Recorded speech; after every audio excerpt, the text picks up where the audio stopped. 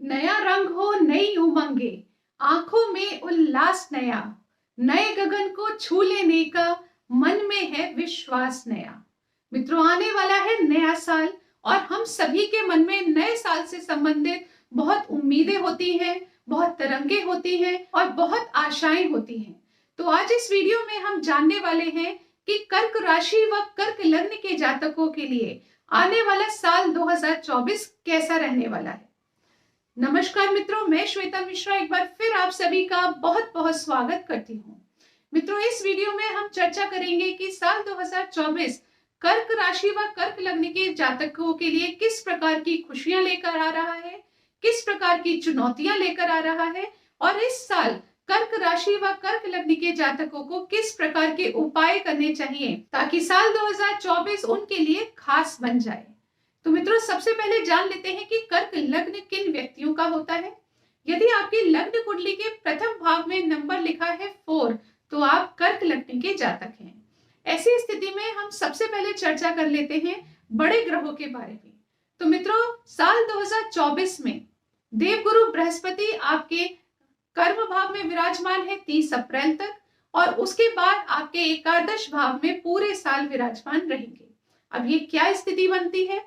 तो मित्रों, ये समय 30 अप्रैल तक ये आपके करियर में विशेष ग्रोथ देंगे, आपको तेजी से और आगे बढ़ेंगे और 30 अप्रैल के बाद ये आपको उस ग्रोथ के फल देंगे, यानी आपकी इच्छाएं पूर्ण करेंगे, आपकी आमदनी बढ़ा देंगे, आपकी आय में वृद्धि करेंगे, आपके डिजायर्स को पूर्ण करेंगे। यानी आप जो कार्य कर रहे थे पिछले महीनों से, उसमें आपकी जो इच्छाएं थी, जिस प्रकार के रिजल्ट्स आप एक्सपेक्ट करते थे, वो रिजल्ट्स आपको 1 मई के बाद से मिलने प्रारंभ हो जाएंगे। वहीं दूसरी तरफ बात करें शनि देव की, जो कि आपके अष्टम भाव में विराजमान है, जो कि आपकी कुंडली के कारक ग्रह नहीं होते हैं। ऐसी स्थिति में ये आपके कार्यों में व्यवधान भी उत्पन्न करते रहेंगे, सेहत से संबंधित भी नुकसान देते रहेंगे, स्ट्रेस टेंशन वाली स्थिति भी आपकी बनाकर रखेंगे। परंतु जब देवगुरु बृहस्पति आपको अच्छे रिजल्ट्स देंगे तो आप अपनी स्ट्रेस की स्थिति से बाहर भी आ पाएंगे। तो ये वो समय रहेगा कि देर से ही सही पर सभी कार्य बन जाएंगे, या ये कह सकते हैं कि इंतजार का फल हमेशा मीठा होता है। तो आपके कार्यों में भले ही रुकावटें आए, परंतु देवगुरु बृहस्पति की कृपा से आपके कार्य आपकी इच्छा अनुसार बन जाएंगे। तो अब आगे बढ़ के जान लेते हैं कि जनवरी से लेकर दिसंबर तक हर महीना आपका कैसा बीतेगा, किस महीने में किस प्रकार की खुशियां और किस प्रकार की चुनौतियों का सामना करना पड़ेगा। तो मित्रों, साल के प्रारंभ से ही मंगल देव आपके छठे भाव में विराजमान होंगे। तो जनवरी के महीने में ये समय जॉब करने वाले जातकों के लिए बहुत अच्छा रहेगा। यदि आपके कोई गुप्त शत्रु जॉब में बन चुके थे, जो लोग आपसे कंपटीशन की भावना रखते थे, उन सभी लोगों पर आप विजय प्राप्त करेंगे। तो साल के प्रारंभ से ही कर्क राशि कर्क लग्न के जातकों के लिए बहुत अच्छी स्थिति बनेगी, परंतु उससे भी अच्छी स्थिति बनेगी जब मंगल देव 5 फरवरी से आपके सप्तम भाव में विराजमान हो जाएंगे। तो 5 फरवरी से 14 मार्च तक का जो अंतराल रहेगा, इस समय पर आपकी डिसीजन मेकिंग पावर बहुत इंप्रूव हो जाएगी। आपके बातों में, आपके कार्यों में एक अलग ही दृढ़ता देखने को मिलेगी। बहुत ही एनर्जेटिक आप स्वयं को फील करेंगे। ये समय वैवाहिक जीवन के लिए भी खास रहेगा। यदि आप पार्टनरशिप में कार्य कर रहे हैं तो उसमें आपको बहुत अच्छे योग देखने को मिलेंगे। ये समय वैवाहिक जीवन के लिए, पार्टनरशिप के लिए, दैनिक रोजगार के लिए खास तौर से बहुत अच्छा रहेगा। आपकी पर्सनैलिटी में एक अलग ही इंप्रूवमेंट की स्थिति देखने को मिलेगी। इसके बाद 15 मार्च से 23 अप्रैल तक का जो अंतराल रहेगा, ये समय ससुराल पक्ष के लिए बहुत अच्छा रहेगा। ससुराल पक्ष की तरफ से आपके जीवन में आपको सपोर्ट प्राप्त होगा। यदि आप ऑकल्ट साइंस पढ़ रहे हैं, कोई गूढ़ विद्या का अध्ययन कर रहे हैं, हायर स्टडीज कर रहे हैं, रिसर्च कर रहे हैं, ऐसा कोई भी कार्य यदि आप कर रहे हैं तो वहां पर आपको बहुत अच्छे फल भी प्राप्त होंगे। तो इस प्रकार की चीजों के लिए समय अच्छा रहेगा, परंतु आपके स्वभाव में थोड़ी डलनेस देखने को मिल सकती है। आपके मन में उधेड़बुन चल रही हो, ऐसी स्थिति बन सकती है। तो उस पर आपको विजय प्राप्त करनी है और वो आप किस प्रकार से करेंगे, वीडियो के अंत में मैं आपको रेमेडीज के माध्यम से बताऊंगी। इसके बाद 23 अप्रैल से 1 जून तक का जो अंतराल रहेगा, ये वो समय रहेगा जब साल में सबसे ज्यादा आपको भाग्य का साथ देखने को मिलेगा। इसी समय में आप वो सभी कार्य कीजिए जिसमें आपको लक के सपोर्ट की आवश्यकता है।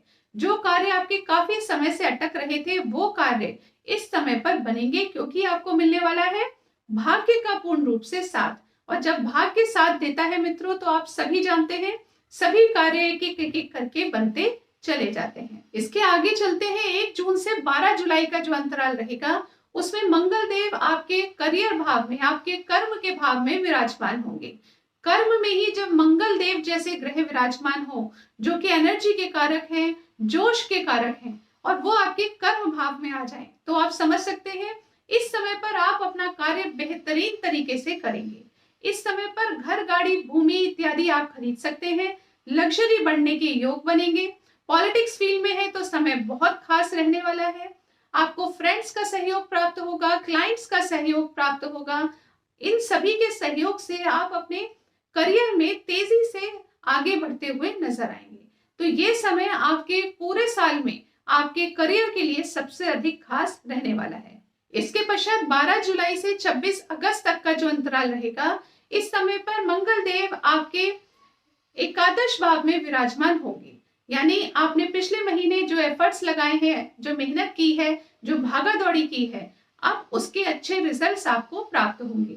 जो भी आपकी एक्सपेक्टेशंस हैं, वो एक्सपेक्टेशन आपकी इस अंतराल में पूर्ण होती हुई नजर आ रही है। बड़े भाई बहनों का सपोर्ट प्राप्त होगा, तो वहीं दूसरी तरफ स्वास्थ्य में लाभ की स्थिति भी देखने को मिलेगी। इसके साथ ही संतान से संबंधित भी अच्छी खुशखबरी सुनने को मिल सकती है। धन से संबंधित भी विशेष लाभ के योग इस समय पर बनते हैं। यानी ये वो समय रहेगा जब आपके जीवन में आकस्मिक लाभ की स्थिति बनेगी। ये समय स्टूडेंट्स के लिए भी बेहद खास रहेगा। यदि आप कंपटीशन की तैयारी कर रहे हैं, तो इस समय का लाभ बहुत अच्छे प्रकार से उठाइए, बहुत अच्छे प्रकार से मेहनत कीजिए। देखिएगा यहाँ पर आपके रिजल्ट्स में कितने चेंजेस आने लग जाएंगे। तेजी से आपका ग्राफ ऊपर की तरफ जाता हुआ नजर आएगा। इसके बाद 26 अगस्त से 20 अक्टूबर के अंतराल में विदेश से संबंधित आपके जो कार्य अटक रहे हैं वो बन जाएंगे। इस समय पर आपके फिजूल खर्च तो होंगे, परंतु ये खर्च आपकी लग्जरी के लिए होंगे, आपके स्वास्थ्य के लिए होंगे, या फिर आपकी वेलबींग के लिए होंगे।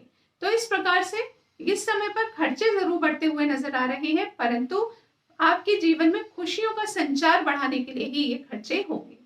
साथ ही विदेश से संबंधित जो आपके कार्य अटक रहे हैं, वो सभी कार्य इस समय पर आप बना सकते हैं। इसके बाद 20 अक्टूबर से मंगल देव नीच की स्थिति में आपके लग्न में विराजमान होंगे। मित्रों, ये समय आपके लिए थोड़ा ध्यान पूर्वक आपको इस समय पर चलना होगा, क्योंकि जब लग्न में ही नीच के मंगल विराजमान हो, तो आपके स्वभाव में क्रोध की मात्रा बढ़ने के योग बना देंगे।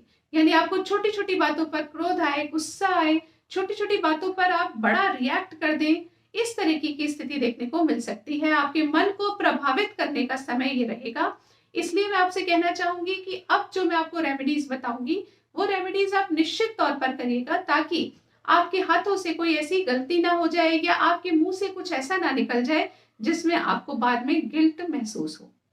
तो चलिए, अभी हमने जनवरी से दिसंबर तक मंथ बाय मंथ हर चीज को समझा। अब जान लेते हैं कि कौन सी चुनौतियों का सामना आपने करना पड़ सकता है और उसका निवारण क्या है। तो मित्रों, पहली चीज समझने की है कि राहु केतु आपके भाग्य व तृतीय भाव में विराजमान है। तो पूरे साल आपके जीवन में भागा दौड़ी की स्थिति बनी रहेगी। आपके कार्यों में डिले की स्थिति भी देखने को मिलेगी। एक आपके मन में, मस्तिष्क में एक अलग ही भ्रम की स्थिति भी देखने को मिलेगी। यानी आपके मन में कुछ ना कुछ चल रहा है, छोटी छोटी बात पर आप बुरा मान जाएं, छोटी छोटी बात पर आप रिएक्ट कर जाएं, ऐसी स्थिति देखने को मिलेगी। आपके मन में एक अलग ही कहानियां चलने के योग बनेंगे। दिमाग हर वक्त कहीं ना कहीं डिस्टर्ब या कहीं ना कहीं इन्वॉल्व रहेगा, ऐसी स्थिति बनेगी। परंतु निराश व परेशान होने की आवश्यकता नहीं है। ज्योतिष शास्त्र में बहुत ही अच्छे, सरल व सटीक उपाय बताए गए हैं।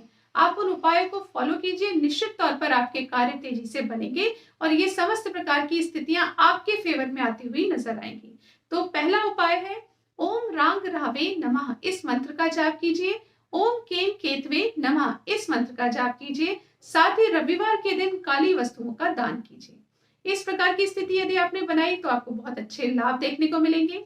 इसके साथ ही शनि देव, क्योंकि आपके अष्टम भाव में विराजमान है, तो स्वास्थ्य संबंधित बार बार परेशानियां ये देते रहेंगे।